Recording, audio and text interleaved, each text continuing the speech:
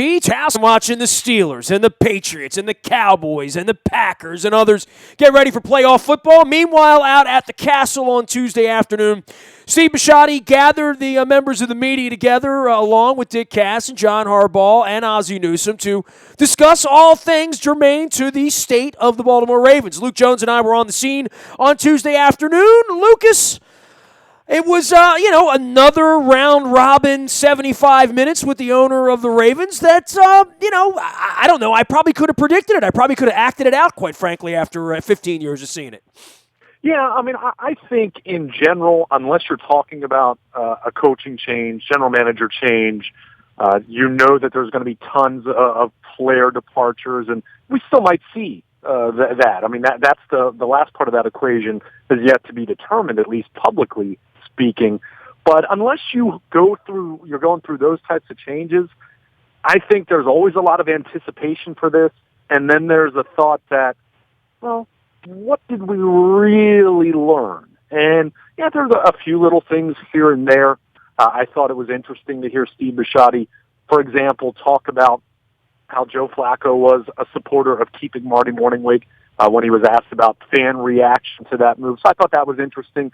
But there was a whole lot of what you would expect, a whole lot of Steve Bisciotti saying, yeah, we need to draft better, we need to coach better, we need to make better decisions, we need development, we need our players, including Joe Flacco, to play at a higher level, and just a general sense of needing to be much better.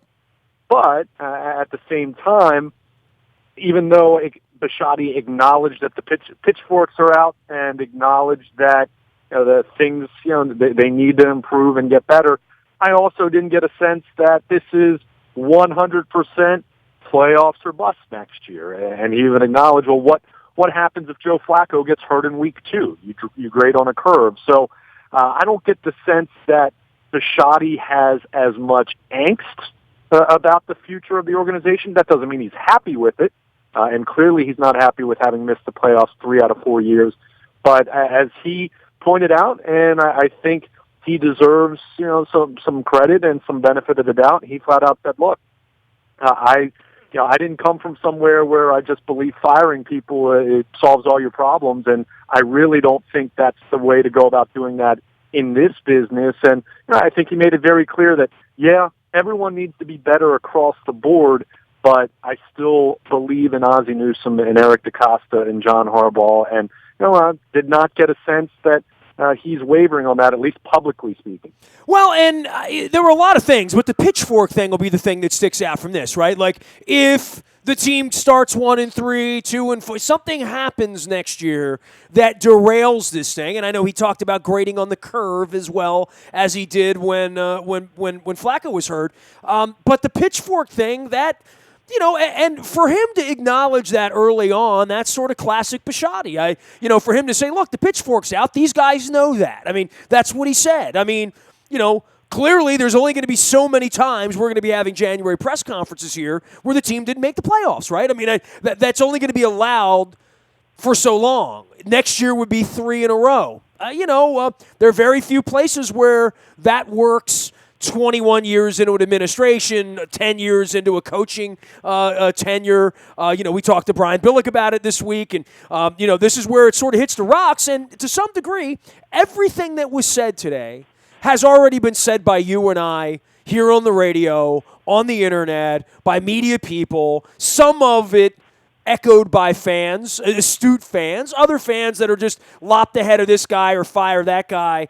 Well, if you don't do that, then what's the solution? So the solution then is, well, the combine's coming up, free agency's coming up, contracts are coming up, the draft is coming up. Somebody's going to draft these players. It's going to be Ozzie and Eric and Joe Ortiz again. Somebody's going to coach these players. It's going to be John and Marty and for Bisciotti to go all in and say these are competent people, I respect that. I respect that. I've never been a guy here calling for the heads of any of these guys, but common sense, the pitchfork would say, if there's 3 years and no playoffs, this is going to be another hard press conference to have next year if we're 6-10 or 7-9. Well, and you just said it. I think it's okay if it's no playoffs and what is it? I mean, is it the rare case where you go 10-6 and you're left on the outside looking in?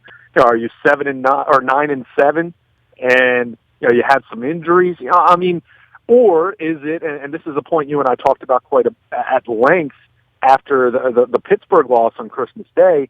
Or are you trending in the wrong direction? Does 8-8 become 6-10 next year, or 7-9 next year? And you're still not seeing enough good young players moving forward, and you're continuing to see the regression of older players.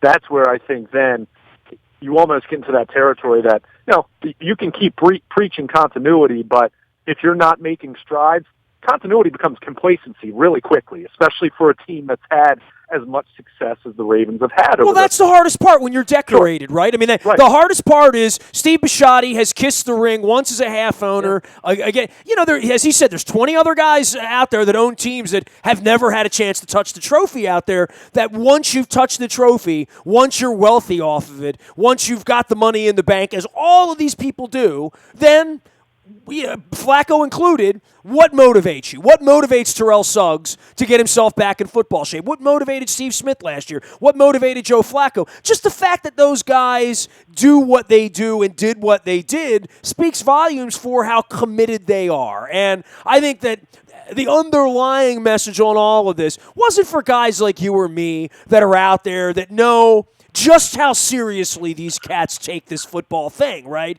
But letting the fans know that they care as much as they do, because they do care a lot. We don't see that the Orioles really care, right? They don't step up and do this every year. We do see that these people care, and I think that's part of it. I don't think it was a dog and pony show as much as it's we care, and here's why we care, and here's how we care, and here's what we're doing about it. For me, I'm wearing a Raven hat right now. Luke, that's all I can ask for here after 21 years, honestly, right? They even said they're going to raise ticket prices today, so yeah. Yeah, I hear what you're saying, but there are lots of people around the league who care and aren't getting the job done. There are 4 or 5. Yeah, Gus Bradley got fired, right? Yeah. I mean, you're down the line, right? Sure. I hear what you're saying, and the season-ending press conference, first of all NFL teams are required to do that. So, But not the owners, though, but yes. Sure. Yes. Fine, but I want to point that out as we're praising. And look, for me, it's not about whether these guys are dedicated or not. It's about whether you're getting results. And in addition, Steve Bisciotti said that they have to be better, but at the same time, he spent time defending Ozzie Newsome's draft track record, which is well and good. But if there hasn't been a drop off, well, then why aren't you as good? Why haven't you been as good the last few years? So. So I heard some of that, and ultimately it comes down to results in the field. And your point as far as how committed these guys are, I've never questioned their commitment. I've never questioned how hard John Harbaugh works or how hard Ozzie Newsome has worked or how successful they've been in the past. The question is, why hasn't that happened at the same rate over the last 3-4 years? And to me, and this goes back to my original point about, unless you've made drastic changes and you're talking about a new coach or a new GM or new coordinators or an abundance of new players coming in, and again, we'll see if that last part happens. But as far as what I mentioned with those other parts, there is more continuity in that regard. Then these press conferences become all talk, because Ozzie Newsome can't tell you what receiver he's going to add. This team might have designs of going and adding a Pierre Garçon. I've gone on the record of saying I think that would be a perfect fit for them as someone that replaces Steve Smith and brings some similar traits. And but until they have the opportunity to go out and do that, and until what free agents are actually going to hit the market, and what possibilities are out there for trades, and who's going to be available when your turn comes up with your draft board, it's all talk. So. It's great to hear that, and look, I certainly appreciate them answering questions, but I think for fans who were looking for Bisciotti to be hopping up and down on a table saying everything stinks and Ozzie Newsome stinks and I'll John Harbaugh fire you all. I'll fire all of you. That's not Steve, though. Yeah, well, but that's that's anyone who's successful. You don't do that. That's a last resort. And I think he did make an interesting point that, he could go out there and fire John Harbaugh, and that would make a lot of people happy, but it would make him and Dick Cass and Ozzie Newsome very unhappy. So, and he's just using that as one example. I think it's very clear, and they didn't need to say this. Everyone knows it needs to be better. 8-8's not the goal. They're a victim of their own success in that regard because they've done it so long, so effectively that becomes the expectation. And okay, people will live with an 8-8 season every now and then, and people will live with not making the playoffs every now and then. But when you've had 3 mediocre or bad seasons out of 4, then people start to ask, what gives? So, I think it just really does come back to Bisciotti's not happy. I think that's clear, but at the same time, he made it clear that these are still his guys, and another a 6-10 season next year, on top of what's happened these last 4 years, might change that tune. Probably would change that tune at least to some degree, if not at least some changes, if not wholesale changes. But I think he was very clear to say that, look, it's not my philosophy to just go and fire a bunch of people to solve all my problems. But he acknowledged when you haven't been winning and when you're going through a stretch like they've gone, you can't dismiss those types of suggestions quite as easily because you don't have that ammunition supporting you. I can think back to 2009 and 2010 and 2011 at the end of the year. What was one of the common things talked about? Oh, they need to fire Cam Cameron. They need to move on from Cam Cameron. And those were years where they were making it to a minimum the divisional round of the playoffs. So, but you have that ammunition then to say, no, we're not going to fire this guy. We're not going to fire that guy. We're not going to make this change. He had the ammunition to say, it works. We're winning. Well, okay, we haven't gotten to the ultimate peak, but we're right up there with a select group of 4, 6, 7 teams that are, in that position at season's end. So now, when you do go through a stretch like the Ravens are going through, he's acknowledging that it's a little tougher to defend yourself, but at the same time made it clear that he's not just going to make changes for the sake of doing that. He's going to make changes if he thinks that's what's the best fit for his football team moving forward. But very clear, and we talked about this last week with Harbaugh keeping his coaching staff intact for the most part. It's very clear that the Ravens continue to be confident in the core group of decision makers that they have moving forward. Dug in, as they would say. And, Bisciotti had a great quote. I don't see age, I see accomplishments, right? And these are all decorated guys. And I think he realizes that Joe Flacco is capable of being a quarterback that can win a Super Bowl. John Harbaugh is capable of putting a staff together that can win a Super Bowl because they've done it. And it wasn't some accidental thing that happened once. It happened every year that they were in the divisional round of the AFC Championship game, and those huge disappointments we had, and those awful bus rides back from Pittsburgh and New England, I know you're familiar with. The word that Bisciotti used to summarize the season was bewilderment. And, I don't know if that's the word he meant, but he thought it fascinating, as we all did, that the offense was the problem until the defense became the problem in the end.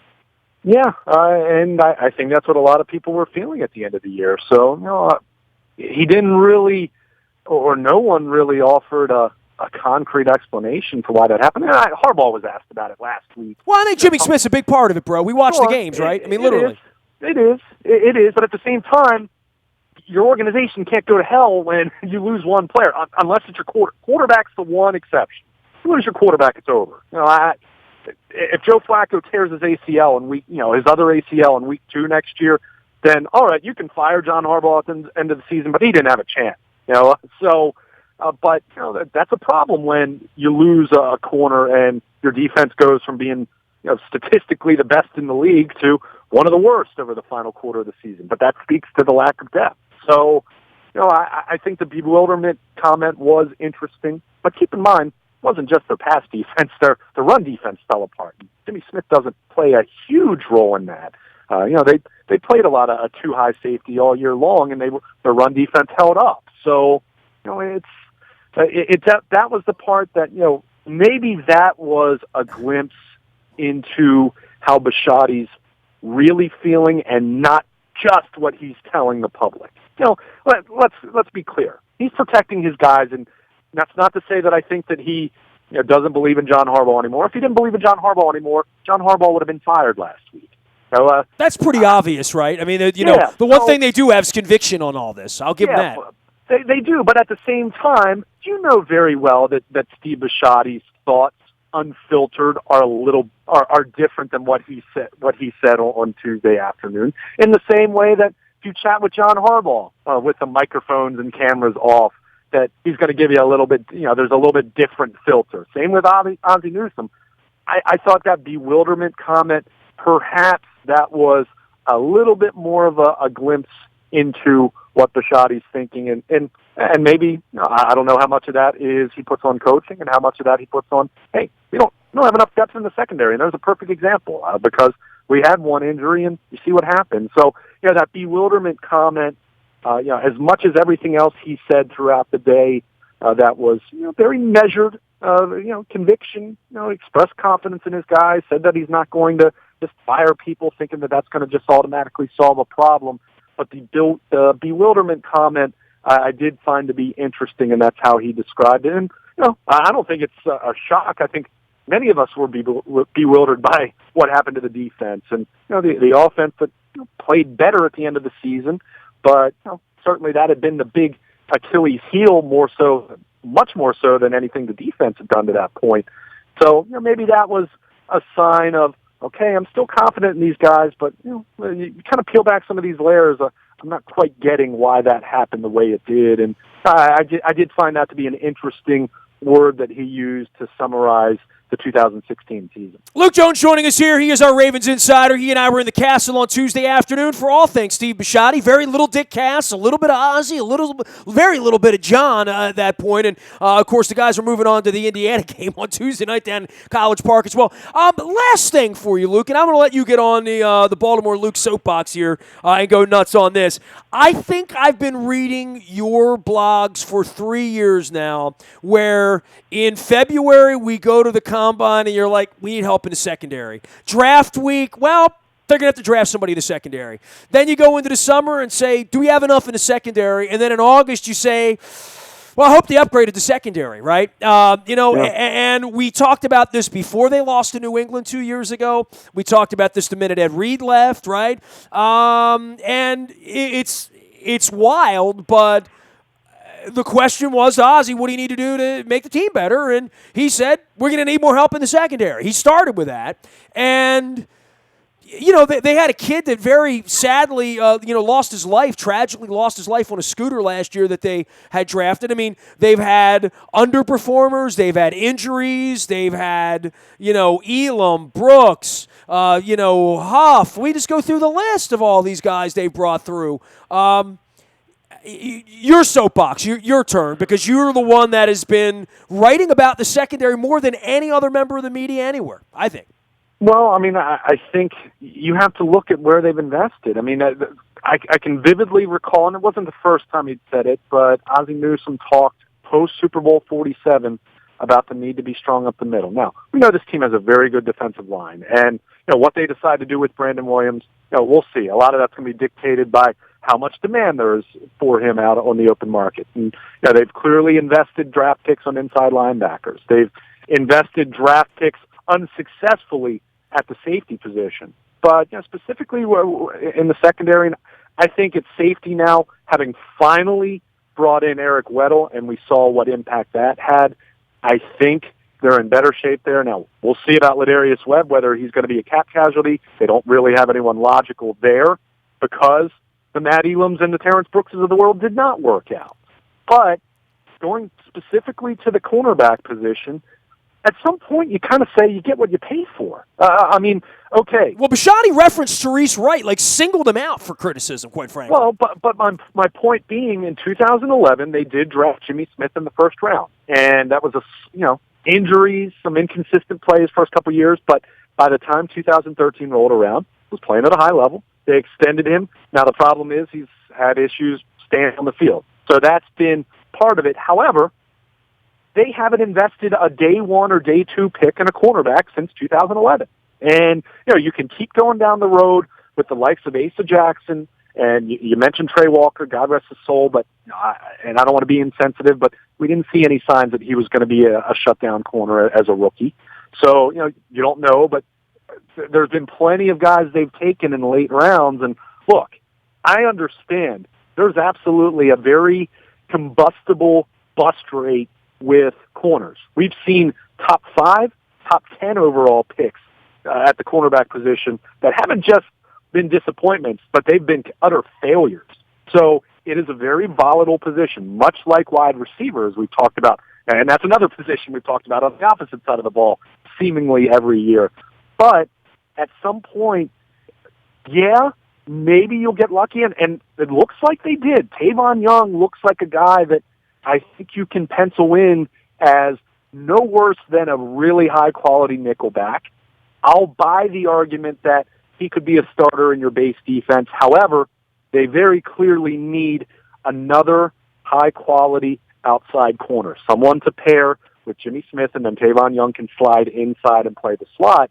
That's not Sharice Wright. Sharice Wright was a street free agent last year, for crying out loud. It's not 6th and 7th round picks and hoping they're going to develop. It's not continuing to go down the road of Kyle Arrington and Gerard Powers, because we saw how that worked out the last 2 years. At some point in time, you need to invest, and maybe, just maybe, you need to veer away from your philosophy a bit. And I'm not saying that means don't be strong up the middle. It's not what I'm saying whatsoever. But this team has kind of prided itself, and Ozzie Newsome's talked about that philosophy on defense of being strong in the middle. But I see an NFL that's becoming more and more and more about the passing game and more being on the perimeter and speed and talented players there. And the reality is, if you're going to do it, then go out and do it. Whether that means spending for a free agent, and I'm not saying that's going to be the route they go, or it might mean, we need to hone in on the first and second round talent in this draft, and that's got to be something we do. And you know what? There might be a defensive tackle that we have rated ever so slightly higher on our draft board, but we've been talking about this being a weakness for years. We need to go address it. They haven't pumped gigantic resources into that position, into their secondary. They've drafted a couple, and that hasn't worked, so that's a problem there with your talent evaluation. And they've tried to put Band-Aids on it over the years. They've tried to do Darian Stewart and Kendrick Lewis and Will Hill, and go down the list. And at some point, I'm not saying that those are huge contracts that cripple your cap, but at some point you kind of ask yourself, we keep going this route and it's not working. Maybe we need to reevaluate how we do things, and maybe, for example, not spend $11 million a year to keep Brandon Williams and trust that we have found a lot of talent on the interior line, and they have over the years. And maybe that's money that needs to go out there and go find a corner. You trade for one as someone that you might have to pay real money, or maybe it means you need to go back to playing the game of actually taking a corner before day 3. Because at some point in time, I just feel more and more it's just you kind of get what you pay for, and that's a position that they drafted Jimmy Smith now 6 years ago, and yes, they gave him a contract, but they wanted Jalen Ramsey, right? I mean, like that would have been their choice had they wanted to go in that direction, right? Well, I mean, the story, and Peter King broke this a couple days after the draft. The Cowboys were potentially looking to move down to from the number 4 spot, and they had talked to the Ravens, and the Ravens didn't want to give up their 3rd-round pick to move up to 4 to take Jalen Ramsey. So instead, they took Ronnie Stanley, which, by the way, looks like a pick that's on the right track. Right. But they didn't take Ramsey. They decided they wanted that 3rd-round pick. They took Bronson Kafusi, who got hurt in training camp, didn't contribute at all as a rookie. So, we'll see how that plays out. But I think they need to aim higher at the cornerback position. You can't just continue to think you're going to find a guy in the 4th or 5th or 6th round. You can't just keep going off of these guys that are cut elsewhere. And, that's not to say they haven't had a little bit of success. Corey Graham was a great find 5 years ago now in free agency. And look what he ended up meaning for a Super Bowl winning team. But, I see a team that, and I've talked about this a lot. I'm a bigger Dean Pease fan than a lot of people here in town. And I think a lot of it is I have looked at that secondary that they've had over the last 4 or 5 years, post Super Bowl 47, and even the end. Even that Super Bowl. Ed Reed wasn't what he was.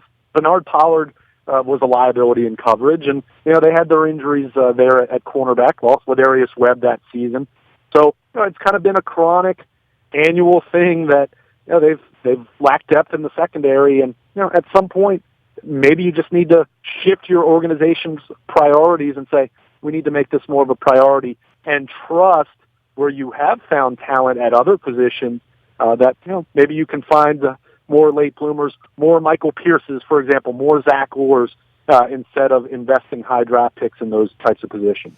All right, we can read more about it out at WNST.net. Luke will be writing about it. The audio is in the Buy a Toyota Audio Vault. You'll be hearing it here over the next couple days as Steve Bisciotti, Dick Cass, John Harbaugh, Ozzie Newsome met with the media on Tuesday afternoon. You can find Luke at Baltimore Luke out on Twitter as well as Luke at WNST.net. I am nasty at WNST.net. Facebook, LinkedIn, Snapchat, Instagram, and streaming live on our Facebook Live as well as our YouTube WNSTV channel. We are WNST.net, AM 1570 and WNST Towson, Baltimore, and we never stop talking Baltimore sports.